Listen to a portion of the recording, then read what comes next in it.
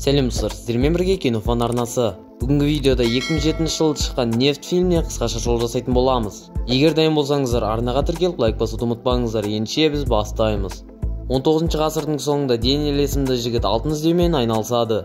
Жігіт шахтаның ішінен жарылатын тас тауып алып, шахтаның ішін жармақшы болады. Жарып болғаннан кейін Дэниел шахтаның ішіне түседі, бірақ сатыдан құлап аяғын сындырып алады. Біраздан кейін ол сыртқа шығып аяғын емдейді. Біраз күндер өткеннен кейін Дэниел қасына адамдарды алып алтын іздестіруді жалғастырады. Жерді қазып жатқан кезде Дэниел мұнай тауып алып, мұнайға кенеле бастайды. Жұмыс барысында бір шахтер қайтыс болып, Дэниел оның баласын асырап алмақшы болады. Жігіт баланың атын HW деп қояды. 1911 жыл Дэниел жерлерді сатып алып, ол жерден мұнай өндіруді кәсіпке айналдырған. Дэниелге өз елінде көмек бермегендіктен ол басқа елге барып мұнай өндірмекші болады. Бір кезде Дэниелге Пол Сан есімді жігіт келіп, мұнайдың қай жерде көп шығатынын айтпақшы болады. Ал Дэниел болса, егер ол қай жерден мұнай көп шығатынын айтатын болса, оны алтынмен қаптаймын деп уәде береді. Бала Литл Постон деген жерді көрсетеді. Ол жерде баланың ата-анасы өмір сүретін еді. Дэниел оған сеніп балаға $500 береді. Дэниел Калифорнияның шетіне қарай барады. Дэниел Литл Постонға келген кезде баланың ата-анасымен бірге танысады. Ол жерде аңшы сияқты болып жүреді. Дэниел қай жерде мұнай бар екенін іздейді. Көп ұзамай бала мұнай көп жерді тауып алады. Жерде шынымен де мұнай көп екенін білген Дэниел ол жердің егесінен оны сатуды сұрайды. Ата-анасы Эбилсон бұл келісімге келіседі. Бірақ Полдың інісі Энил қарсы болып шығады. Өйткені ол жердің құны көбірек деп ойлайды. Көп ұзамай Энил де келіседі. Бірақ жігіт оған жанында тұрған церквке сонымен қоса өзіне $5000 беруін талап етеді. Дэниел сол жердің егесі болады. Сонымен қоса ол жанында тұрған үйлерді де сатып алып, оларға жақсы тамақ пен мектеп тауып беретін уәде етеді. Көп ұзамай бұл жерге Флетчер Гаметан келеді. Ол Дэниелдің көмекшісі болады. Көп ұзамай Дэниел мұнай өндіретін зауыттарды соғып тастайды. Сонымен қоса ол жерден сұйық алтынды да өндірмекші болады. Көп ұзамай Энил келіп оларға сол жердің тұрғындарына мұнай зауытын таныстыруын сұрайды. Басында Дэниел бұл ұсыныспен келіседі. Бірақ кейін таныстыратын кезде мұнай зауытын оның кішкентай қарындасы Мэридің атына салған айтады. Өзінің уәде етілген ақшасын алмаған Энил ашуланып Дэниелмен ұрса бастайды. Түнге қарай мұнай зауытының жаман хабар келеді. Ол жақта бір жұмысшы қайтыс болған екен. Азанға қарай Дэниел орыстардың мешіне қарай барады. Ол жақтан адамдарды өтірік емдеп жатқан Энилді көреді. Дэниел өтірікші жігітке ақшасын бергісі келмейді. Келесі күні заводта үлкен жарылыс болады. Мұнай өндіріп жатқан кезде газ құбыры жарылып кеткен. Соның кесірінен үлкен өрт болады. Дэниелдің асыранды баласының құлағы естімей қалады. Өртті өшіріп болғаннан кейін Дэниел бұл жерде көп мұнай бар екенін түсінеді. Энил болса оған келіп уәде етілген ақшасын сұрайды. Баласының құлағы естімей қалғанға ашуланған Дэниел ол баланы ұрып тастайды. Бүкіл жұмысшылардың көзінше Энилді масқара қылады. Үйіне қайтқан кезде Энил өзінің әкесіне қатты жынданады. Өйткені жерде бере салған әкесі еді. Бірнеше күннен кейін Дэниел өзінің үйінің алдынан бейтаныс жігітті кездестіреді. Ол жігіттің есімі Грей еді. Грей болса оның туған бауыры болып шығып, оны дәлелдейді. Жұмыстан шаршап Дэниел Грейге үйінде тұруға рұқсат береді. Сонымен қоса оған жұмыс тауып беріп, бизнесін бірге жүргізуді ұсынады. Асыранды баласы болса Грейге онша қатты сеніңкіремейтін еді. Бала Грейдің сумкасын тексермекші болады. Грей оның әкесін тонамақшы болып жүргенін анықтайды. Түнге қарай бала үйді өртейді. Өйткені ол Генриді өлтіргісі келеді. Ашуланған Дэниел баласын пойызға отырғызып өзі кетіп қалады. Дэниелге Стандарт компаниясының адамдары келіп бизнесін сатуын сұрайды. Олар бизнес үшін миллиондаған ақша төлеуге дайын екенін айтады. Дэниел өзінің бизнесін тастағысы келмей олардан бас тартады. Дэниел мұнайдың аумағын үлкейткісі келетін, сонымен қоса басқа компаниямен келісім шарт жасайтынын айтады. Дэниелдің арманы орындалу үшін тағы да бір жер жетпей тұрғаны белгілі болады. Ол жер мистер Бендиға тиесілі еді. Дэниел онымен бірге кездесуге мәжбүр болады.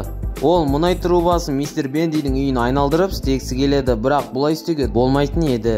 Құрылыс жұмыстарын жүргізіп жатып ағайындылар өзен тауып алады. Олар судың ішінде шомылып өзінің балалық шақтарын есіне алады. Күн өткен сайын Дэниел өзінің бауырына сенуді доғарады. Сонымен қоса ол Дэниелдің ақшасына болады жүр деп ойлайды. Түнде Дэниел бауырына пистолет тақып оған сұрақ қоя бастайды. Ол сұраққа тек Дэниелдің нағыз бауыры жауап бере алатын еді. Генри оның бауыры емес екенін мойындайды. Бірақтан ол кезінде Дэниелдің нағыз бауырымен дос болған. Генри оған жамандық тілемейтін, жай ғана дос болғысы келетінін айтады. Ашуланған Дэниел оны өлтіріп тастап көмеді. Генридің сумкасын ашқан бойда ол өзінің нағыз бауырының блокнотын табады. Ол жерден өз туысқандарының суретін көреді. Азанға қарай ұйықтап жатқан Дэниелді Уильям Бенди есімді шал тауып алады. Дэниел ол шалдың жерін арендовать еткісі келеді. Шал оған жерді беруге дайын, бірақ ол Дэниелдің күнәларын біліп оған шарт қояды. Шартында Дэниел орыстардың мешітіне барып өз күнәларын жою керек. Амал жоқ, Дэниел бұл шарттармен келіседі. Оның күнәларын жоюды Энел жасайды. Оның бетінен ұрып адамдарды өлтіргені үшін, сонымен қоса асыранды баласын тастап кеткені үшін өкінуін сұрайды. Бүкіл күнәларын жойып болғаннан кейін Бенди оған өз жерін береді. Ол жерге мұнай құбырларын жүргізеді.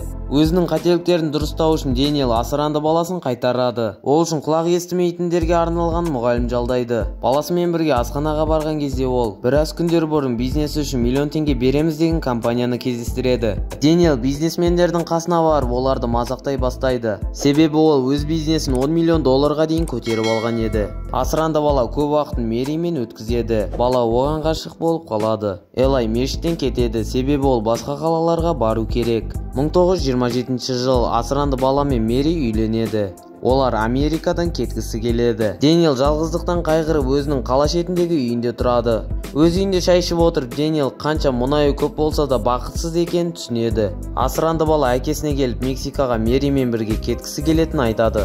Жігіт өзінің мұнай заводын ашқысы келетінін түсіндіреді. Бірақ Дэниел бұндай жағдайда екеуі қарсылас болып қалатынын айтады. Жігіт әкесін тыңдамай оны жіберуін сұрайды. Әкесі баласына жынданып оған оны ешқашан жақсы көрмегенін айтады. Олардың арасында ештеңе жоқ еді, себебі баланың қаны басқа еді.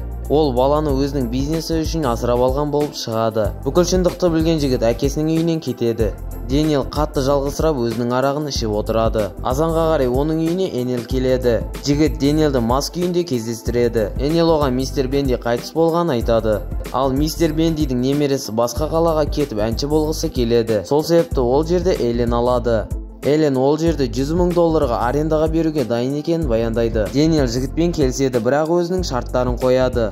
Шартында Энел орыстардың мешітінде өтірік жұмыс істеуін доғару керек. Энел бұған толықтай қарсы болады, бірақ $100 мың беріп тұрғаннан кейін ол бірден келіседі. Кейінірек Дэниел ол жердің құнсыз екенін айтады. Себебі ол жерді басында Пол есімді жігітпен келісіп қойған еді. Тіпті оған өзінің $10 мың да берген еді. Қазіргі кезде сол Пол атақты бизнесмен болып кеткен. Оның өзінің мұнай бизнестері сонымен қоса аптасына $5 мың жоғары табатыны белгілі болады. Элен өзінің қателіктерін түсініп жігіттен ақша сұрайды. Бірақ керісінше Дэниелді өте қатты ашуландырады. Дэниел жігітке қатты ашуланып, сол жердегі құралдармен оны азапты түрде өлтіреді. Жұмысшы бастығының үйіне түскен кезде Эленнің өліп жатқанын көреді. Дэниел оған "мен бітірдім" деп жауап қайтарады. Осымен фильм аяқталады. Достар, фильм жайлы пікірлеріңізді комментарийға жазып кетіңіздер. Сонымен қоса арнаға тіркеліп лайк басуды ұмытпаңыздар. Сіздермен болған Кинофан арнасы. Барлықтарыңызға сау болыңыздар.